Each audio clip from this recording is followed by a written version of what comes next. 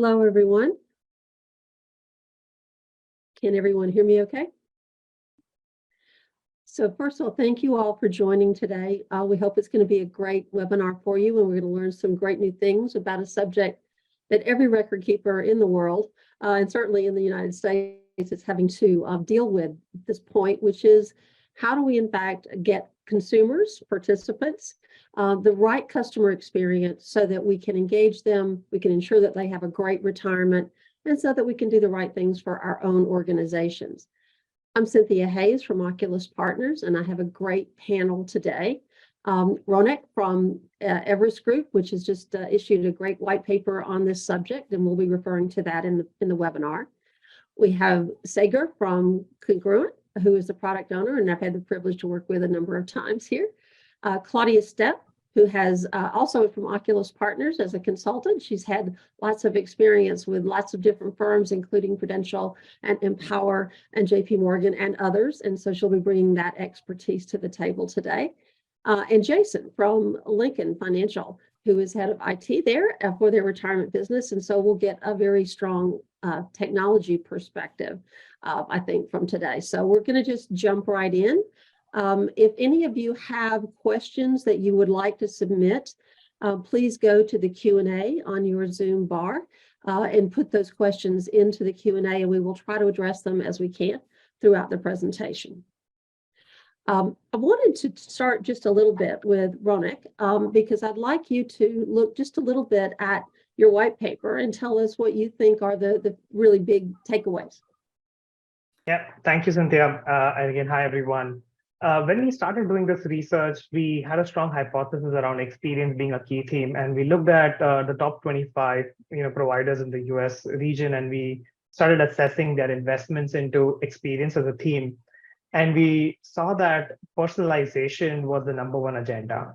And we started to kind of unlock that and unpack that further. One of the things that started coming is a strong realization that you need to be aligned to the different personas, and the number of personas are increasing. So you're basically trying to kind of align to these needs of these different personas, the number of channels that you're kind of trying to deliver these experiences, and also products. The products are stable, but they're still evolving, and they're driving personalization in the product. So this products into channels into personas, this P into C into N equation has been increasing quite a bit. And how do you then the key theme that became is, how do I have the right data and the processes in place to kind of personalize at scale, right? So the data-driven personalization at scale became the key thing. And that's where the data around persona became a very important thing. And specifically in this research, we started diving deeper into it, which is, what are these different personas? And we took a very simple approach to kind of articulate that, which was, let's look at lifestyle journeys, right?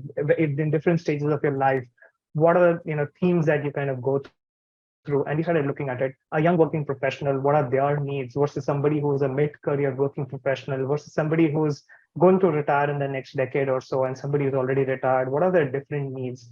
Again, there's fascinating statistics around overall retirement gap that we see, almost 25% retirement gap, access to financial advice, and advice that is more personalized to their lifestyle needs, their health needs as they're kind of going on to these journeys. And that combination is what we were really excited to kind of uncouple and kind of analyze further as we did this assessments in the area. Great. Thank you, Ronak. And I would encourage you to also look at that white paper if you haven't had a chance to do that. You will get access to it as a registrant for this webinar. I would like to do something really quickly here so that we can make sure our panelists can focus their remarks to things that the audience has on their minds. And I'd like to set up a quick poll on a couple of questions. If you could launch that poll for me. We want to address two different questions. The first is, what segment of participants, as Everest has defined it in this white paper, which segment do you find the most difficult to serve? And we'd like you to choose one of those. And then which segment do you find the easiest to serve? And we'll try to address whatever the group's answer is in a little bit more detail as we go through here. So I'll give you just a few minutes to put in your answer, and then please let us know what the answers are as you finish out the submissions. In the meantime, we do know that obviously everyone has had different experiences. I will also say that as a consultant myself in the business for a good while, and as a practitioner for a number of years, we also find that every provider really thinks about this differently. And so I'm anxious to see whether there's commonality and what commonality there might be in the answers. Wow. Okay. Well, this would be indicative that every provider does see this differently. I think everybody has selected a fairly good balance across all of the choices here in terms of the young working may have a little bit of an edge. But can you scroll a little bit on the poll to see on the answers so we can see the bottom, or I guess I can do that. There we go. I was able to do it. Wow. But the one that you find the easiest is mid-career, which is great. It's a good, obviously, sector of the group here, but I'm particularly want to focus here on the fact that retirees is such a low ranking in terms of it is definitely not the easiest to serve. And I think everybody has a very strong bias that that's the case.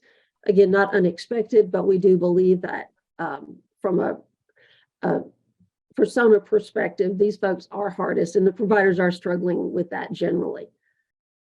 Thank you for that. So we're going to close that poll. And I'd like to start, Claudia, with you a little bit. And I'd like you to sort of address a couple of things for me. In terms of your experience across, again, a number of providers as a consultant and a practitioner, what do you see as being the priority? How much of a priority is participant CX generally, and how is that being reflected? I'd also quickly like you to address participants in terms of how advisors see them and how you see providers dealing with that conflict, perhaps. And then I'd also like you to comment on things that go beyond technology. We're going to talk about technology and data a lot during this webinar, but I'd like you to just think about a comment or two on how this focus, this change toward participants has impacted the organizational design and or the talent needs of the providers that you've been in contact with, if you could. Okay, quite a few questions there, but let me first tackle how they're thinking and prioritizing participants. At least in my experience, everybody is putting actually the highest priority on participants. In the past, it's often focused on distribution partners.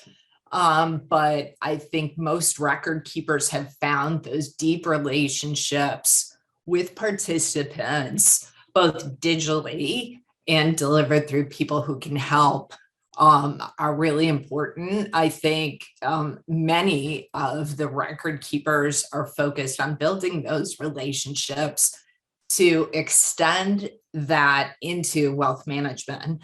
So they're starting to look at participants much more holistically. It used to be compartmentalized participants just around retirement, but that clearly is expanding, and all for the good of the customer, right? Because that's how they think. They don't think of retirement in a compartment. They actually look at it more broadly across their entire financial wealth. They're investing in all kinds of ways. Security is top of and first is making sure participants feel safe and secure and their data is secured and not shared with others. And investing in tool sets that really ring true for their needs. I think the one big investment you'll continue to see is personalization, uber personalization, being sure in the past, everybody got the same message pretty much at the same time. But now to help drive that bottom line, you can target specific messages to specific people and make them actionable. Your question on advisors is obviously a good one. Even this retirement specialists in the past, and I'm sure there's a few out there listening, did not focus on wealth management. Plan sponsors were at the heart of their service model, and they're starting to expand broadly, many of them quite broadly, into wealth management. It's just a higher margin business. It extends that life of the individual and adds value actually to the sponsors, because the sponsors are looking for much more robust capabilities. But when those advisors are building that wealth management, you think about those record keepers that I just said, participants are their number one priority.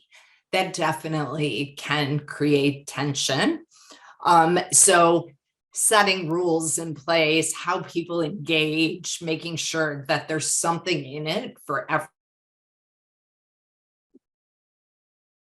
Really competed with each other directly. Usually advisors are for the higher net worth executives versus others.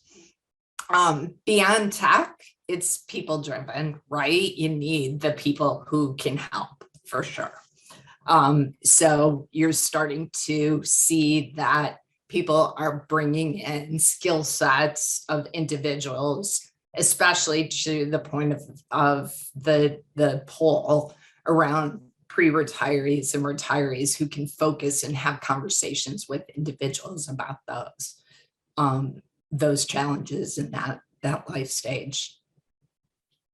Great. Do you have any predictions on where you think the advisor-provider tension is going to go over the next 5 years? I think it's going to continue. That's my prediction. Do you think it's going to influence how providers invest in CX, or do you not think that? I do. I think that they realize that customer experience end to end, every touch point really, really matters. There was a study done years ago, one bad experience and 10% of your customers leave, two bad experiences and 75% of your customers leave. So you have to think about every single touch point and engagement. So they're absolutely investing in each of those touch points. Great. Jason, let me turn to you a little bit and let's talk a little bit about what's happening at Lincoln and generally what you've seen as a practitioner in the industry. What's the focus of Lincoln today in terms of its investment in participant CX? How does it fit into your overall technology roadmap and priorities? So participant experience for quite a while has been, top priority, but I do think how we think about participant experience is changing, right? It isn't just the shiny website, the shiny app. It's what can those websites, what can those apps do? What capabilities can we provide? Going beyond the basics that used to be front and center. Definitely those, the journeys and the things that we were talking about that are in the white paper are very, very real. And I love the poll because the poll does talk about the variations of people that we work with. And we want to be everywhere you are. So whether it's your wearable, right, your phone, you're still calling into the call center, we need to have consistent capabilities across those. And we now look at participant experience as touch points in all of those things, and not just from a website perspective. And the consistency in which we can provide capabilities at all of those audiences, including the relationship manager that's sitting down with you, is key. So we're doing more and more automation and more capabilities that's consistent across all audiences in the name of what's best for the participant, right? So a call shouldn't take 15 minutes when a call can take 3 minutes because everybody has the same information at their fingertips, for example. Submitting transactions, right? It ought to be as self-servicing as possible and not require phone calls, right? Certain things should be automatically approved versus things that need extra attention. But if they need extra attention, that shouldn't take hours or days. It should take minutes. So our focus on the participant is going beyond the shiny stuff and trying to holistically look at what are the capabilities we're providing. I know Claudia touched on, wealth management. We're really big stepping into the wellness, overall wellness for participants.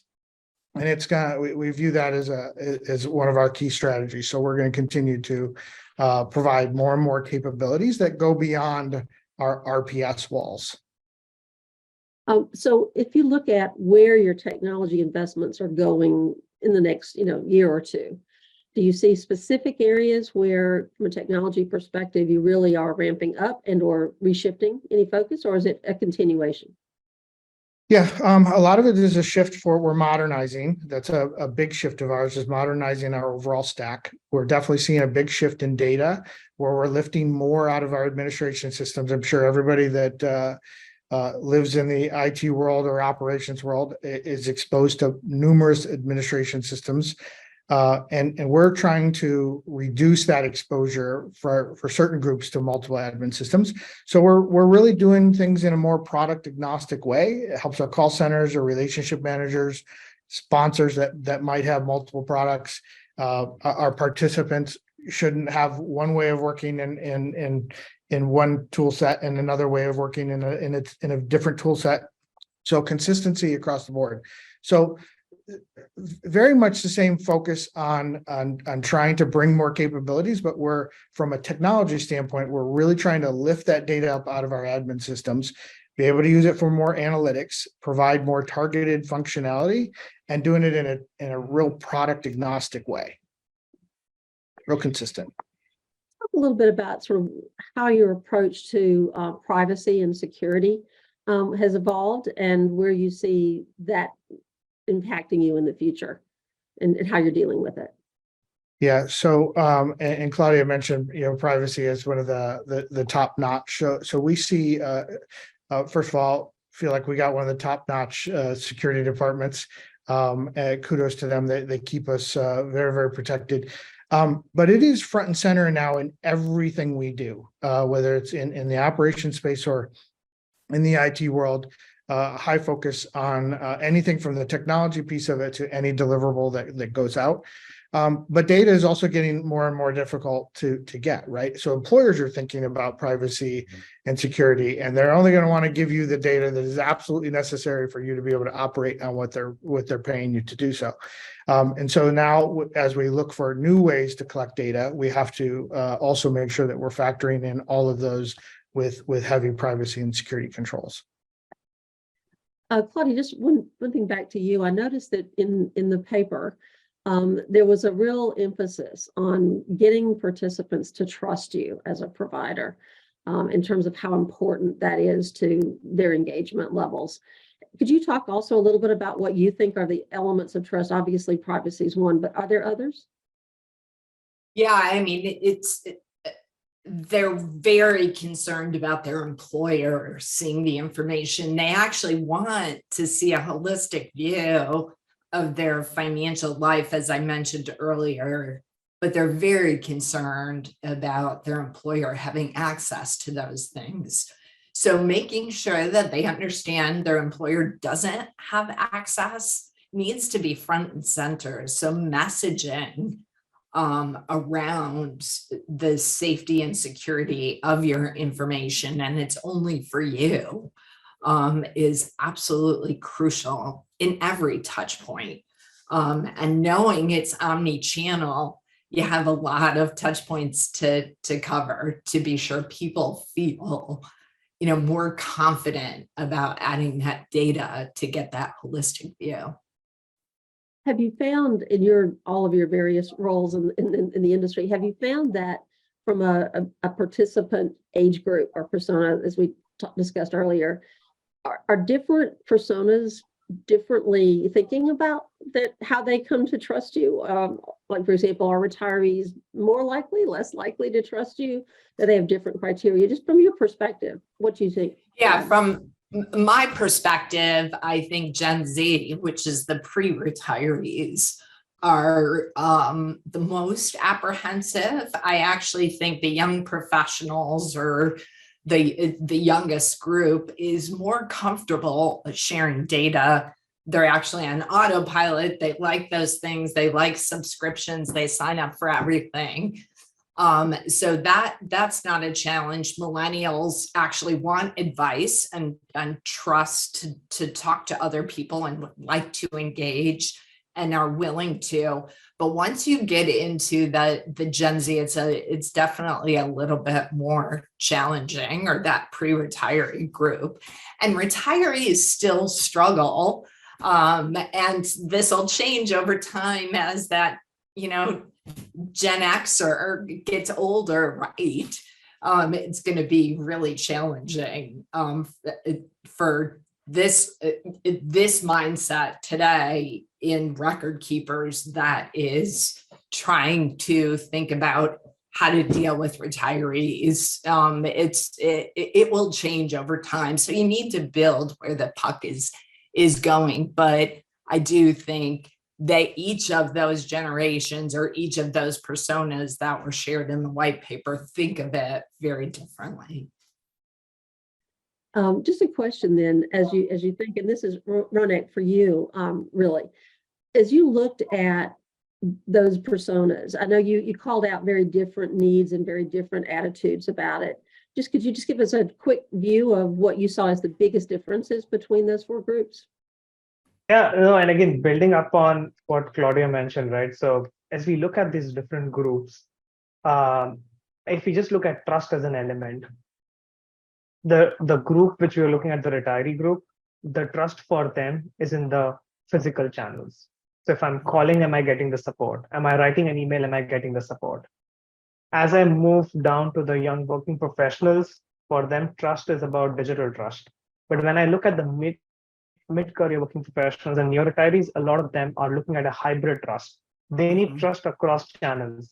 They're asking for more transparency in the policy documents, right? So they want more control, they want more awareness. And that's the delta that we start seeing in each of these. And also, I think to your earlier questions, if I look at each of these, their reactions or their expectations on how data is captured and how it is processed is also different. For a lot of the retirees, they would expect you to have their data and be able to kind of give them at that stage of life event more, better advice, services, around wealth planning services, better, ongoing kind of communications so that they can kind of better manage their, retired lifestyles. And what they need is more additional services around it. And they're basically looking at, hey, me, can you now basically, given I've spent so much time with you, can you know me? How well can you personalize my experience going forward? What they don't like is if they start getting threatened with very heightened personalization because they fear that you know too much, or you're trying to basically do something which is against their best interest. I think that's the fine balance you'll have to kind of keep out there. Is yes, you want to give them wellness services, wealth planning services, and health related services as they would need as part of their different journeys, but as soon as we start looking at how much of that personalization happens, that delta is there. And the young working professionals, if you're not personalizing it for them, they're going to move to the next provider. They're like, you need to find data about me. If I don't provide you data, there's so much of data around me through my apps, through my different presence, my employer data and everything else. Can't you just use all of this and then do this? This is not just about the data that you have, but also the 360-degree data concept that we start talking about in the data management piece of personalizing it. And that difference is what I enjoy as we kind of was doing this study. Is their preference for channels is different, their preference for communication is different, trust is different from them, data is different for them. So and that's the hard problem. We have one IT system delivering all of this, and we have one set of operations people who are kind of at the front line delivering this. How do I create technology and data and operations to then start configuring and customizing becomes the challenge. And again, we all are kind of dealing with it. And I heard Jason, I think he spoke about it as he's kind of seeing it. So that's what I would echo my thought there. Jason, I did want to ask you, and I know that obviously at Lincoln you have a very diverse client base with a lot of not-for-profit and other types of 403(b) type clients as well. I was wondering, do you see any significant difference in those participants or in what you're being asked to do because of your client base, or do you see participants being the same regardless of who their employer is or how they what industry they come from? Yeah, I think most of it really comes down to the same journeys that have been highlighted here. Don't necessarily see a difference in government versus healthcare. It can change. The demographics can change in those different industries, which can then lead you to some different conclusions. But I think the focus isn't necessarily on the industry from that perspective. It's more on that journey or the demographic. Got it. Well, before we shift to the next topic, I just wanted to ask you one more question.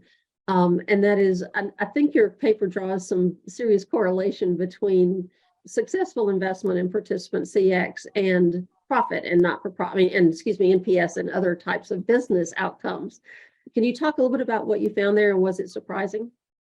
Yeah. So one of the questions we get is, we've been doing digital transformation for the last decade or so, right? We've been investing in data, front office experience, cloud, and several other technologies, and now AI, but we're not getting the right value out of these investments. And we said, okay, let's drive a correlation between investments into experience, and more specifically digital experience, and the financial metrics that you do. And though everybody can argue that there doesn't exist a correlation because there are several other factors that play out, but if you look at the paper and you draw a 45-degree line through a chart where we are doing the financial and business outcomes on one axis and the experience focus on the other, there's actually a significant correlation that kind of exists, which for me is very heartening, because what we are going with an hypothesis is experience becomes the centerpiece, right? If you are creating the right experiences, which means your processes, your products, your channels are getting aligned to the needs, and they are delivering where they are, and then that definitely should start coming up in terms of your results, in terms of your net promoter scores, and in terms of your growth and the other benefits that you're getting. So we wanted to kind of drive that correlation. Happy to see that result come out. And again, these are large, providers that we kind of selected as we looked at it.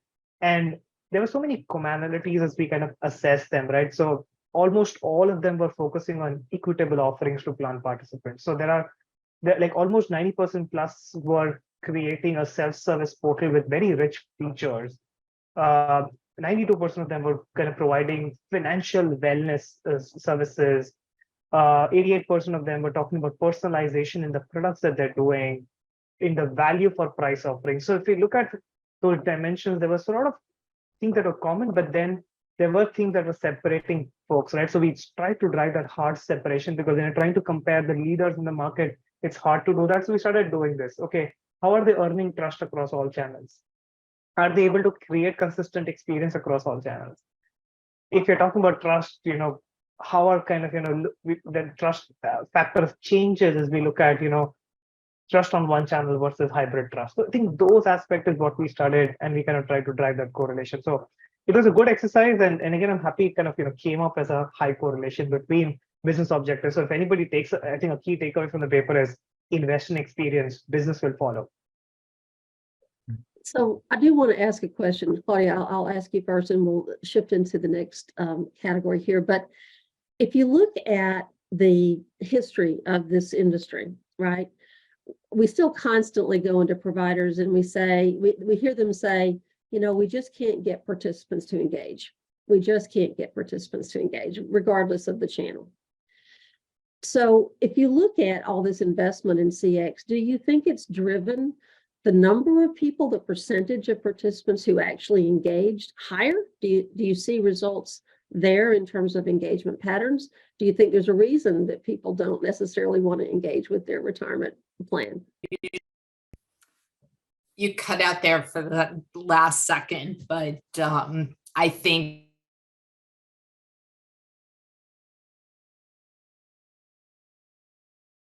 Whoops. did you lose me? Yeah, we got you back. Okay. At least my experience has been engagement definitely has gone up over time because it's much more personalized. You're targeting.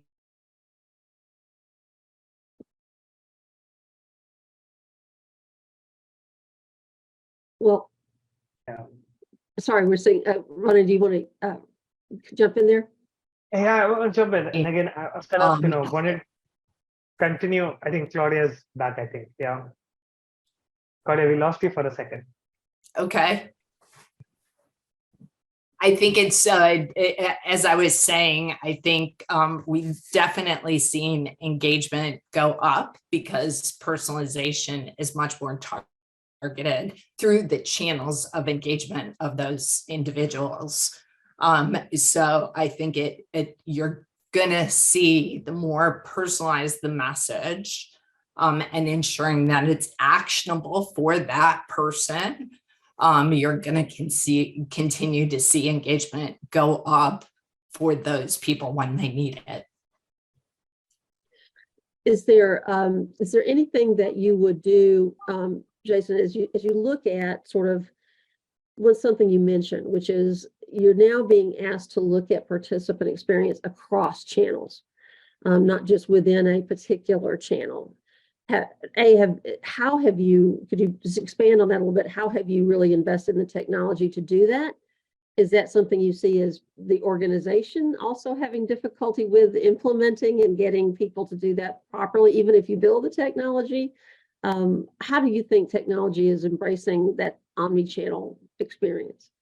Yeah, so I would first say that if you don't have all of the omni-channel experiences, you're going to lose business from the get-go, or may never have a chance of winning some of it. So we've got to be more and more consistent there. I do think that there's some capabilities that we're all building. I'm sure it's not Lincoln alone that's adding on for more auto enrollment, more auto increase type capabilities, more messaging and capabilities for the plan sponsors to interact in a way with their participants differently. And so making all of those things easier is in some cases forcing more and more engagement from the beginning, right? When your money's starting to go in there, you start to see it and it's growing. You tend to care a little bit more about that. But I think we're finding ways to help the plan sponsors engage through some of these additional tools. I think we're also seeing more and more acceptance of the omni-channel tools, right? I mean, we've all had phones for a while, but it doesn't mean we've all trusted doing business on the phone. I can't get my daughter, my college daughter, to actually interact on a laptop with a website.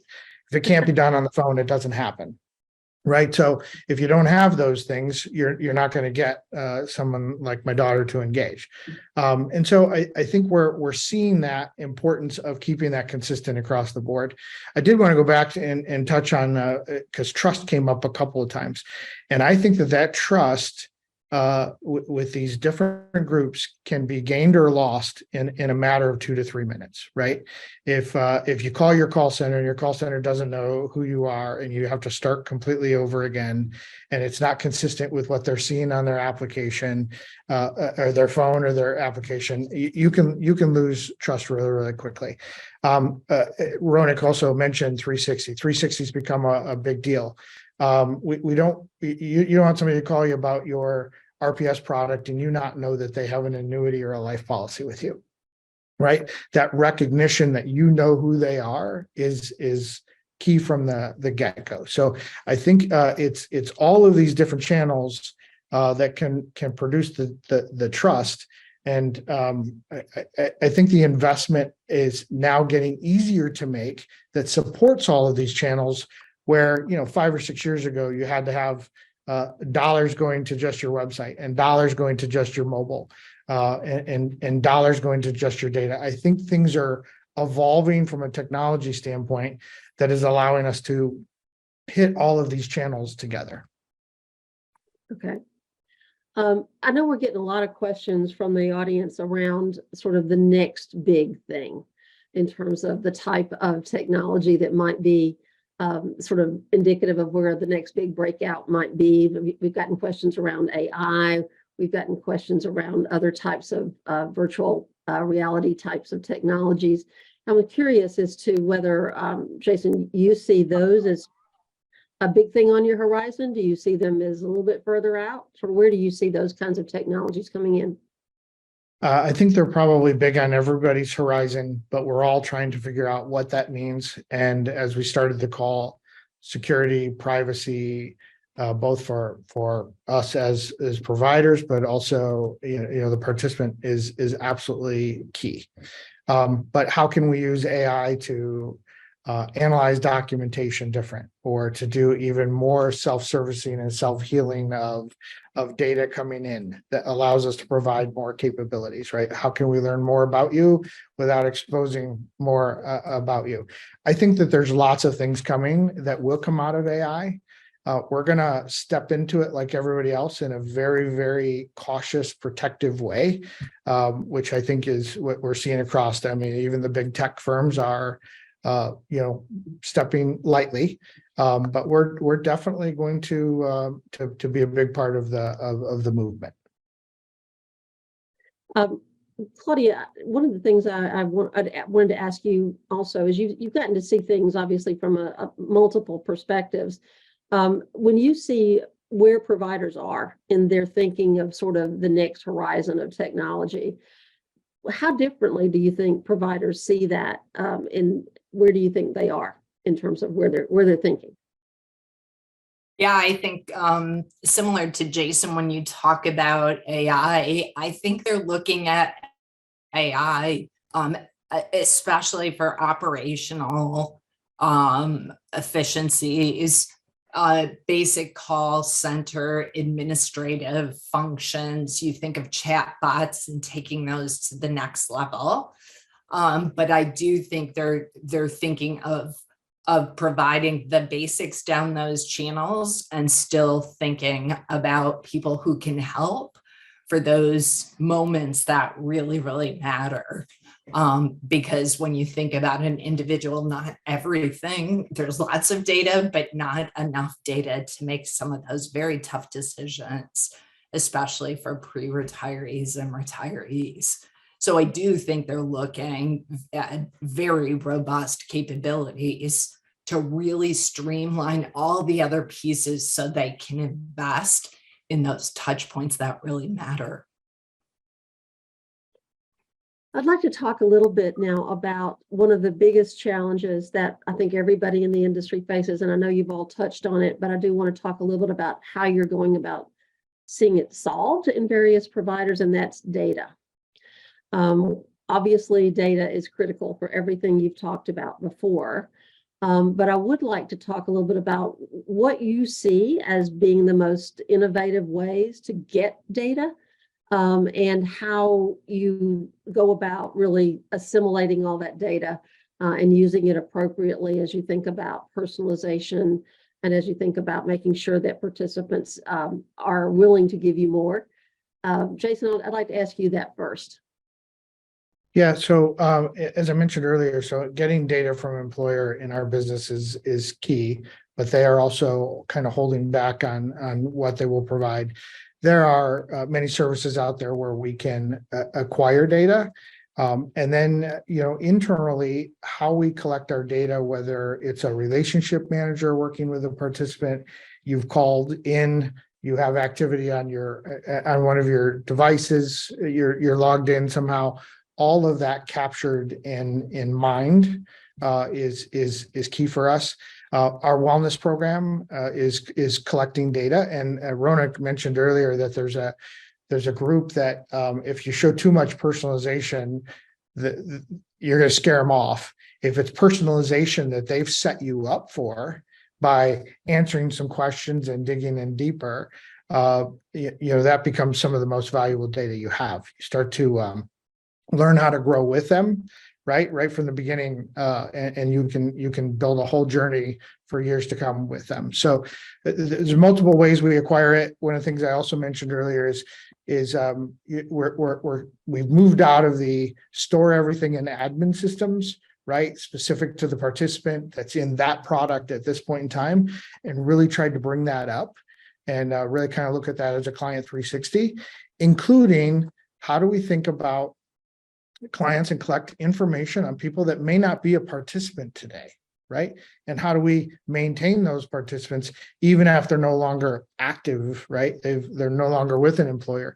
How do we keep them part of the overall Lincoln family and continue to provide them services and manage that life journey with them? So, but bringing it up out of the admin systems has been key for us, and building that holistic view. A lot of work to be done there, and I think that that'll just continue to evolve more and more. Claudia, I'd like to ask you a little bit of a different question, which is from your perspective. I know data ownership has been a big challenge in the industry, sometimes legal challenges, sometimes just arguments about internal ownership, and sometimes it's discussions with external parties like advisors and TPAs and others. Can you give us your view of sort of how you see data ownership attitudes evolving?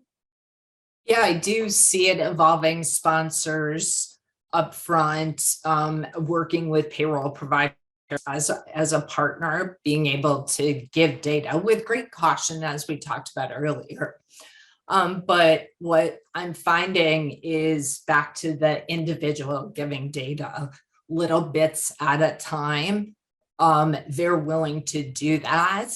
And access to that data, I think, will continue to be limited. I don't think you're going to see record keepers be willing to say, advisor, here's full access to the data, especially when it comes to an individual giving you access. It's going to have to come from the individual, and that ownership, I think, goes back to that individual. I think Jason said it at the very beginning of the discussion, is the sponsor is going to give you the data they need to administer their plan.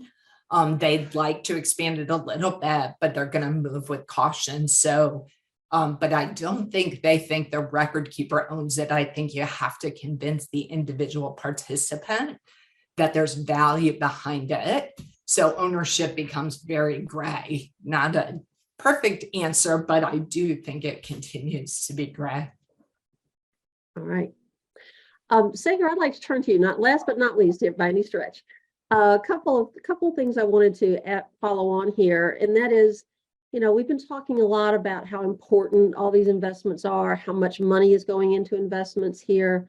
As you look at a provider who's small, how do you think they can compete with the folks who are able to put obviously tens and even hundreds of millions of dollars into this effort? Sure. See, in my opinion, I don't think it's, whether you're big or small, it's not feasible for a single company to stay abreast of all of the technology and innovations, just because of the sheer pace at which it's moving, as well as the number of resources that you need to, keep up with trends and so on. I actually think smaller companies are better placed just because of their size to be able to move forward. Because ultimately, everybody is going to have to partner with somebody, or integrate. Third-party integrations is probably the way to go. So we, as a technology solution provider today, we integrate with different third-party providers for specific aspects of record keeping, knowing fully well that they probably excel in those specific areas and continue to develop their offerings. So I really can't stress enough on the third-party integrations and the importance of strategic partnerships in this area. And I think big or small, that'll be the way to go. As you look at how you've had to interact with providers who are trying to implement new technologies, third-party partnerships, et cetera, what do you think are sort of the keys to success, and what are the big things that people should avoid or should understand are going to really set that kind of process back? So a couple of things there. I think number one, not to sound cliche, is really to have a clear vision or a strategy. And by that, I mean, we really need the business ops and IT to back together, right? Oftentimes, if it's a business initiative and there is no IT support, it's bound to fail. So we've seen companies where there is a group buy-in, the success is much higher. I've also seen companies where there's a dedicated program manager who's first of all able to take decisions and empowered to take quick decisions. That helps quite a bit. And I think the ability to really prioritize things also helps. So when I talk about prioritization, it's either a prioritization of builds, releases, organizational readiness, change management, and really juggling all of those balls. And I've also seen that a phased approach sometimes helps as opposed to a big bang, where you get to realize value much earlier in the stage, and then you continue to increasingly add functionality and bring in specific books of businesses at a later stage. I think these are some best practices that I've seen. In terms of trying to convince participants that secure data exchanges are better than things like emails or other ways of communicating, have you seen any way that providers have helped participants in how they use some of these technologies and how they bring them forward? And again, why they wouldn't just want to email somebody or why they wouldn't just want to chat with somebody. They really would want to use a secure channel to do that. Any thoughts there, Jason or Sagar particularly? So if you Go ahead, Sagar. Yeah, so if you're talking about security itself, I think there are a few things that are happening there. So of course, MFA has been around for quite some time, but then I'm seeing the use of or an increased use of MFA with biometrics, right? So or voice-based authentications. A lot of AI tools around anti-money laundering to ensure that the right participant is calling you, and it can detect really anomalous behaviors on real time and put a check to those transactions. Those kind of tools are being used today. Of course, cloud security, since a lot of us are already on cloud, and we tend to rely on the likes of the AWS and the Azure to keep that environment secure. And they've come a long way in terms of their encryption, their access controls, and even monitoring of the overall situation on the cloud. So I think it's fairly robust in terms of security. Of course, you do have an odd breach, but I guess that just makes everybody stronger. Great. Well, I know we're running out of time, but I thank you all for all of these insights as we go through. And I hope from the audience perspective, we've been able to address most of your questions. If we haven't, I can promise you that Congruent will get back to you with the answers to the questions if we haven't covered them to your satisfaction. But before we close, and Ronik, I'd like you to kind of wrap it up for us. Obviously, you came to some conclusions in your white paper and have developed kind of a model of how to create and how to look at value.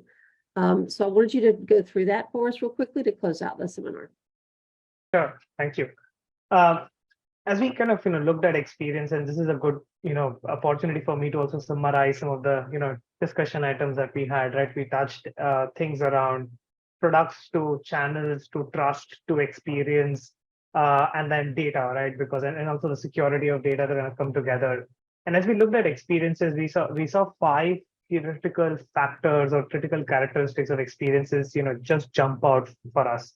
The first one and the most obvious one was secured experiences. We want our participants to trust the experiences that we are providing. That means easy to read communications, transparency in terms of plan options, giving them the feature to kind of share data more secured. I think Sagar talked about multi-factor authentication. So authentication, verification, that is seamless, non-intrusive. We're also seeing, and there was a question also from the audience, right, which was around what do we think about data sharing and how do we encourage data sharing? This is where I think communicating proactively about security and how valuable security it is to the provider and your partners on record keeping on other sides, I think that becomes very critical. And how do you then gamify it, right? How do you personalize it? How do you then share the value of sharing the data becomes important. So secure became the first one. The second one, I think Jason gave the best example of, his college going daughter, right? So if you're not there on the mobile phone that she's using, you're not going to be there. So, ubiquitous becomes the second one, right? You have to have anytime, anywhere, any device, any channel, access to information, access to these services. You have to provide some of those self-service, and the wealth management industry has been leading with the robo-advisory piece, right? So how do I bring those personal finance management and wellness solutions integrated into it and create that ecosystem? So I would want to access these services and I want to be able to do it anytime. I don't want to be basically waiting another 12 hours, 14 hours to be able to access those services. The third one, we spoke about it a lot, but it is personalized. We said personalization is important. We talked about the different personas. We talked about giving them the self-service options, personalizing it to the level that they're comfortable with, and then kind of going on with the journey with them, and then having the right touch points, right? So, and again, one of the questions from the audience again was about AI. And this is where, it's so beautiful, right? Because these technologies tie into this personalization engine. So we have one of our clients who's using generative AI to create communications.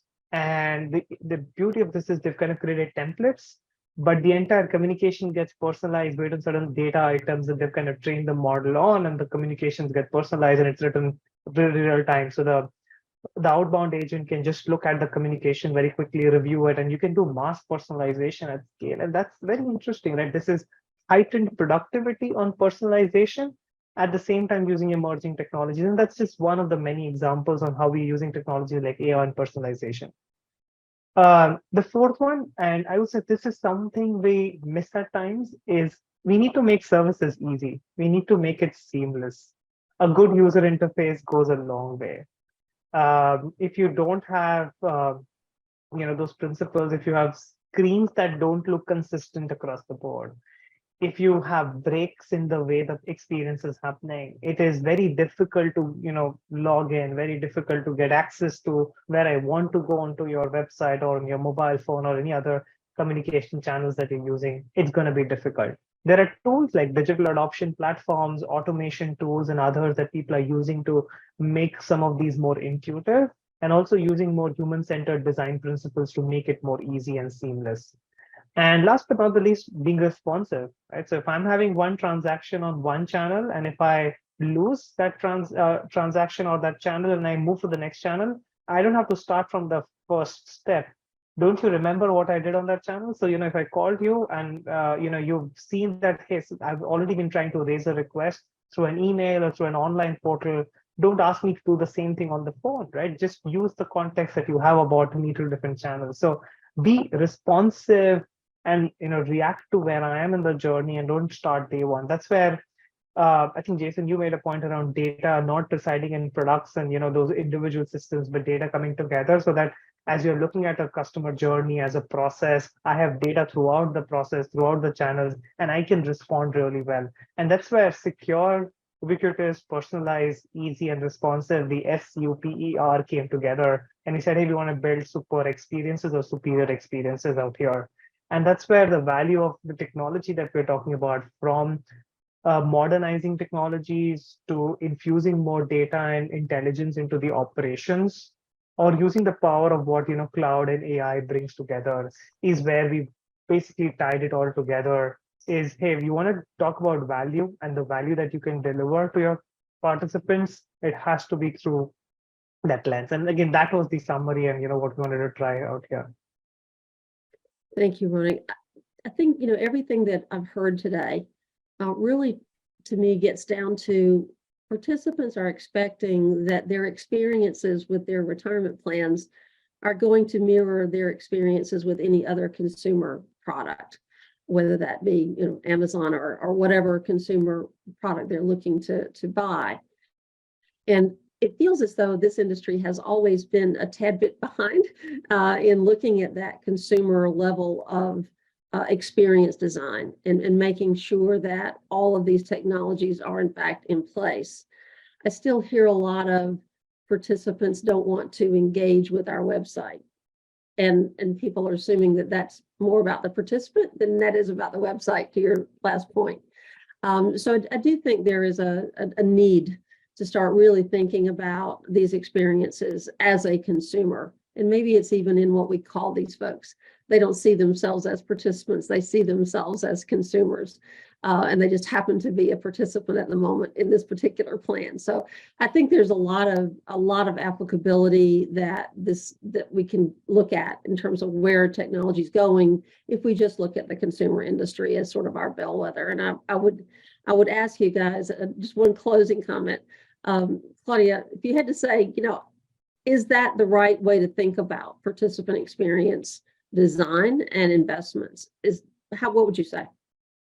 Yeah, well, Cynthia, I think strongly as the participant is a consumer. They're your customer, and that's how you have to think of them. I think that the experience has to evolve to meet that need. And you mentioned already this, Jason, in terms of just all the products that Lincoln has to sell and has to think about across all that enterprise. But do you see people as consumers primarily, or do you think that there's a different view of who they are when we talk about them as participants? I think we see them as consumers and even potential consumers, right? Like going beyond, when we do use the term participant and we kind of narrow it to RPS, we're starting to think and look a lot more broadly than that, right? Participant today is a Lincoln consumer. And that is making a difference in how we're thinking about wellness, and we're thinking about Client 360 and those types of things. But I think overall when we talk about all of these channels to deliver, that we've got to get more full featured, and that's been an emphasis of ours. If you can't do everything on your phone, and you have to go to the website for a little bit more, and then there's more capabilities that are still important to you that it requires a phone call. That's a problem. We lose people, and they don't want to engage. And so we've got to bring all of those features across all those channels, which has been a big focus of ours. Great. Thank you all. Sagar, any closing remarks from your perspective? Well, I think Rana covered it pretty well, right?